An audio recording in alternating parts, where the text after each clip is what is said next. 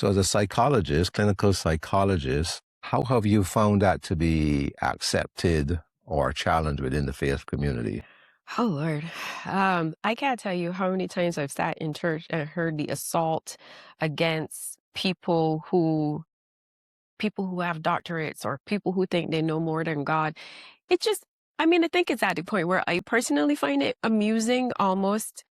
I think earlier when I was younger, maybe I would find it offensive because I didn't understand it. I didn't understand what there was that seemed to be this perceived threat about you either had to pick God or science. Right. It felt like a bizarre dichotomy to me that was not necessary. But I think that it happens on the other side too, where the scientific community, if you will, also is suspicious of faith.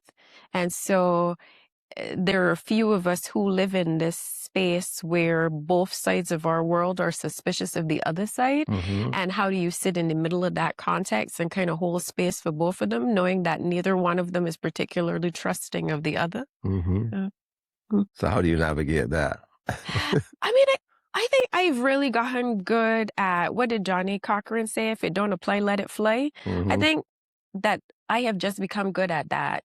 I can sit in a sermon and listen to the pieces that resonate with me and hear the pieces that might otherwise be offensive and kind of acknowledge that they are not for me. I think I am a person who's realized that that there's something very true about asking God for yourself Mm-hmm. and knowing for yourself.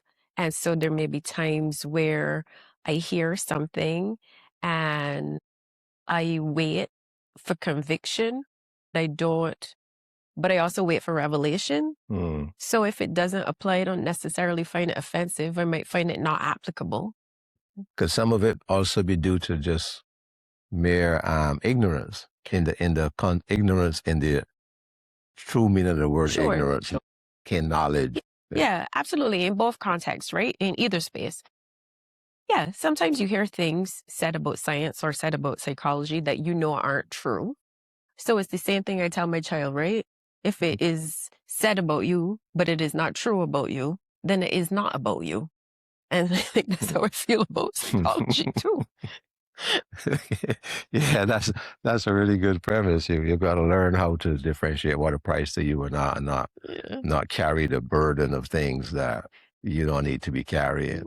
Said and done, right? But you say Yes. it enough, maybe you start getting better at doing Yeah, it. and you So, do it enough, you right. get to the point to where it becomes a part of your actions and Yeah. part of what you do and how you represent a You're building community. muscle. Yeah. Yeah.